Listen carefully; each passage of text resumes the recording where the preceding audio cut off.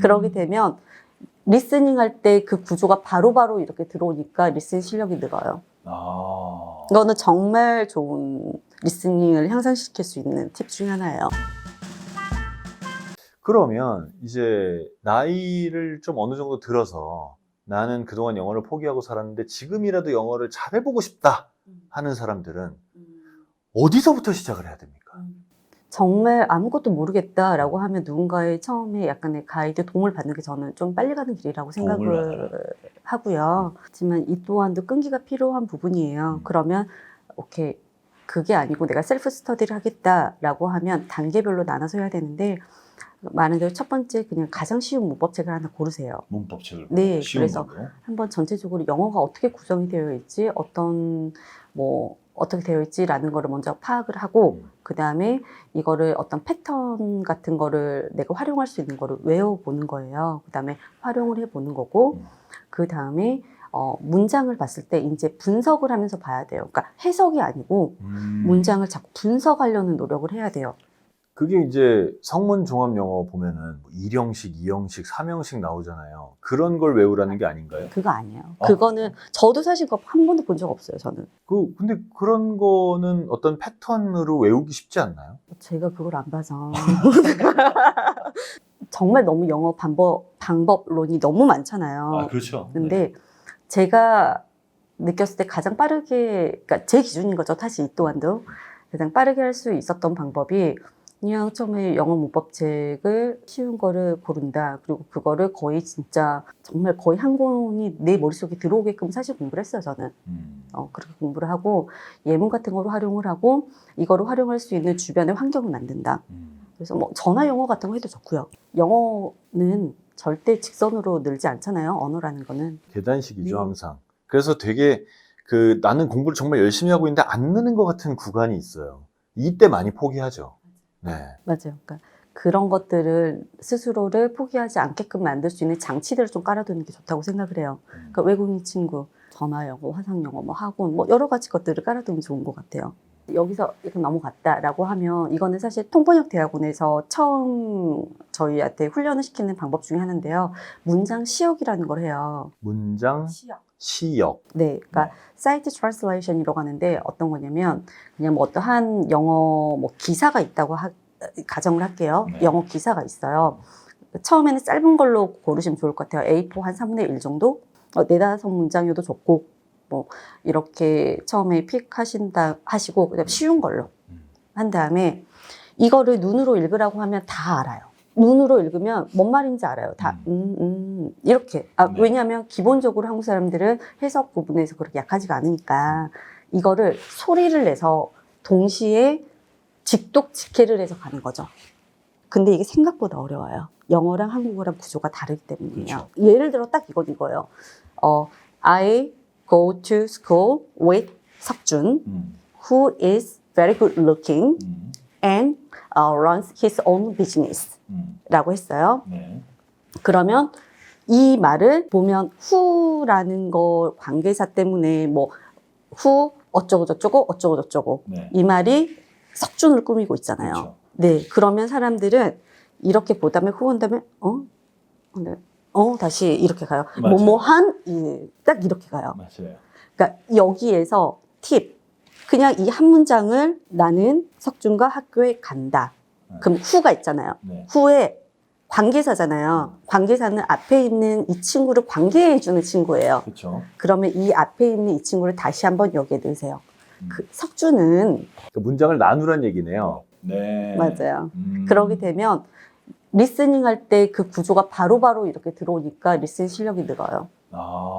이거는 정말 좋은 리스닝을 향상시킬 수 있는 팁 중에 하나예요. 실제 연습할 때도 도움이 되겠네요. 근데 이 과정은 뭔가 초급 레벨의 연습법은 아닌 것 같아요. 아니, 초급에도 할 수 있어요. 정말 쉬운 거를 선택을 하면 돼요. 쉬운 문장에서부터. 네, 굉장히 쉬운 문장. 그리고 하나 이거를 할 때 주의해야 될 점이 처음에는 입으로 내뱉다가 조금만 난이도가 있다 싶으면 어느 순간 눈으로 보고 있어요. 머릿속으로 생각하고 있고 있어요. 그래서 그걸 하지 말아야 되고 그 다음에 또 하나의 팁이 녹음을 해보는 거예요. 내가 말하는 거를 네. 내가 그러니까 동시통역하는 거를 녹음해봐라. 맞아요. 그럼 어떻게 되나요? 그러면 이제 비교를 할 수 있죠. 정확하게. 아, 내가 이렇게 하는구나. 아, 이러구나. 라고 이제 셀프 평가? 할 수 있죠. 말 연습은 다 녹음이 답이군요. 제가 우리말 스피치 연습할 때도 녹음을 항상 해서 스스로 점검해보라고 그렇게 말을 하거든요. 영어도 똑같군요. 그럼 이제 영어를 공부하시는 분들이, 물론 영어를 이렇게 공부를 해서 어느 정도 수준에 딱 올라가면 너무너무 즐겁긴 하겠지만, 지금 내가 나이가 많이 먹었는데, 공부하는 과정 자체가 너무 괴로우면 그것도 못할 짓이거든요. 이렇게 공부를 한다면, 공부하는 과정도 즐겁습니까? 네, 저는 그랬어요. 목표나 어떤 동기부여가 확실하면 괜찮은 것 같아요. 그냥 사실은 나이 들어서 이렇게 영어를 하시는 분들은 그런 네. 목표가 있어요. 그냥 외국인 친구 만나서 좀 내 의사 전달하고 싶어. 그리고 외국 나가서 조금 내가 몇 마디 이렇게 하고 싶어. 뭐 이런 경우들 그냥 일반적으로는 있더라고요. 그런 경우도 있는데, 지금까지는 아니었는데, 갑자기 해외에 비즈니스가 생기는 그런 분들도 있고. 만약에 그 케이스다. 예를 들자면 그러면 영문으로 된 그 뭐 소설이든 아니면 뭐 신문이든 저는 그런 걸 많이 읽었으면 좋겠다고 생각을 해요. 아니면 네.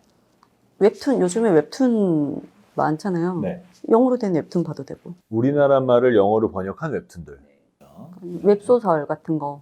네. 요즘에 웹소설도 번역해서 이렇게 많이 나오고. 엄청 많이 나왔죠. 엄청 많이 나왔는데, 저는 약간 고무적이라고 생각하는 건 그 덕에 우리말을 영어로 번역하는 사람들의 수준이 올라가고 있는 것 같아요. 지금까지는 그 수준이 낮았던 게, 다른 나라 사람들이 한국 문학을 접하기 어려웠던 요인이 좀 컸는데, 영어를 우리말로 번역하는 번역가의 수준은 원래 높았고, 우리말을 영어로 번역하는 사람들의 수준도 점점 올라가고 있는 거죠.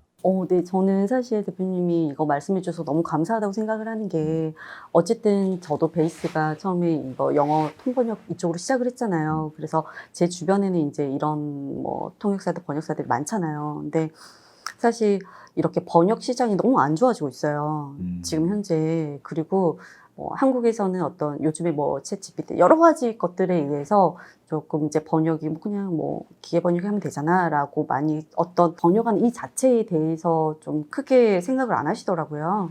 그러니까 중요성이 크게 없다라고 많이 인식을 하시더라고요.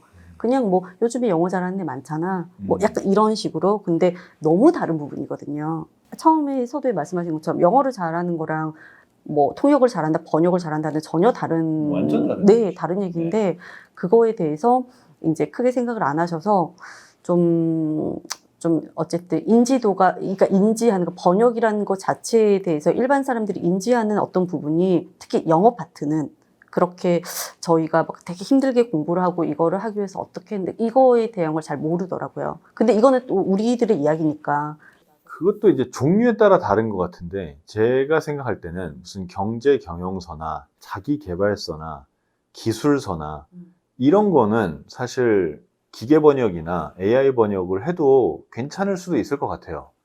근데 문학서나 시나 이렇게 좀 인간의 감정을 건드려야 되는 거는 기계님께서는 아직은 조금 시간이 더 필요하시지 않을까. 뭐 그 언젠가 될지 안 될지도 잘 모르겠지만, 아직은 그 나라 사람들의 정서에 맞는 낱말과 표현을 선택할 수 있는 사람이 있어야 되고, 저는 그래서 사실 번역가 자체가 거의 뭐 제2의 창작을 하셔야 된다고 생각하고, 그 낱말과 표현을 거의 골라야 된다고 보기 때문에 to be or not to be 이거를 존재하느냐 존재하지 않느냐 이랬으면 우리에게 이런 감동이 있겠어요?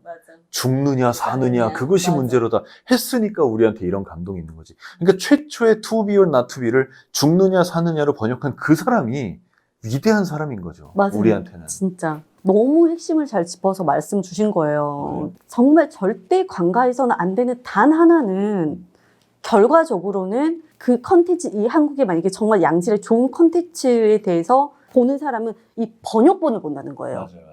이 사람은 구조가 어떻게, 시스템이 어떻게 됐고 뭐 이런 거 아무 상관이 없어요. 그냥 이거 재밌어 재미없어, 번역 잘 됐어 안 됐어, 딱 봤는데 번역도 묻어나 뭐야 안 봐요. 이런 부분에서 이게 저희는 딱 말 그대로 그거를 하는, 현지화를 하는 회사잖아요. 그러니까 이거에 대해서 진짜 고민도 많고 여러 가지 것들에서 연구도 많이 하는데, 오늘 이런 얘기를 나눌지 대표님 몰랐네요. 너무 지금 막 속이 시원하고 좋고. 네. 그럼 이 시점에서 지금 하시는 일, 아까 얘기했던 뭐였죠? 회사 이름이? 커뮤 글로벌인데요. 커뮤 글로벌. 네. 그 커뮤 글로벌이 하는 일은 뭔가요, 정확히? 커뮤 글로벌은 여기서 전문 통역, 전문 번역 서비스를 제공을 하고요. 그다음에 국제행사 아나운서 어플들이 있어요. 그들이 또 이제 영어로 뭐 그런 걸 전달하고, 그다음에 뭐 영어 뭐 피칭 같은 거 할 때 컨설팅도 같이 하고요. 그다음에 국제행사 할 때도 저희가 뭐 운영 뭐 기획도 같이 하기도 하고요. 비튜는요? 비튜는 콘텐츠 번역 현지화를 하는 회사로 스핀오프 한 거예요. 그래서 그럼, 새로운 신설법인을 만들었어요. 그럼 그 회사는 뭐를 뭘로 번역합니까?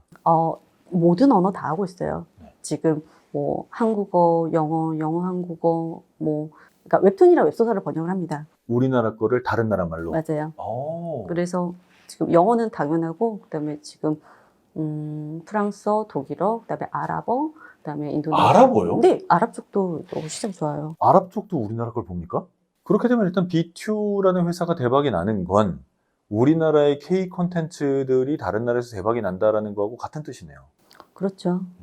오늘은 22살 때까지 영어를 전혀 제대로 공부한 적이 없었으나 지금은 통번역 회사를 운영하고 있는 강서연 대표와 함께 했습니다. 마지막으로 영어에 자신감 없는 분들에게 끝으로 한 말씀 해주시죠. 네, 하면 되더라고요. 정말 무조건 돼요. 하면 되고, 그냥 포기를 안 하면 시간이 걸리는데 무조건 돼요. 그리고 저는 진짜 영어를 못했다가 잘하게 된 거잖아요. 그래서 만약에 진짜 궁금한 거 있으면 물어보셔도 돼요. 네, 물어보세요. 다 알려드려요. 진짜. 왜냐면 딱 하나가 있어요. 공부 잘했던 사람들은, 원래부터 잘하는 사람들은 끝까지 잘해서 방법론을 몰라요. 그 말 일리 있네요. 네. 그 과정을 겪은 사람이니까 맞아요. 알 수 있다. 네. 여기 산 증인이 있으니까 네. 여러분들 포기하지 말고 지금부터라도 할 수 있다고 합니다. 할 수 있습니다. 힘내서 도전해 보십시오. 오늘도 봐주셔서 고맙습니다. 안녕. 안녕.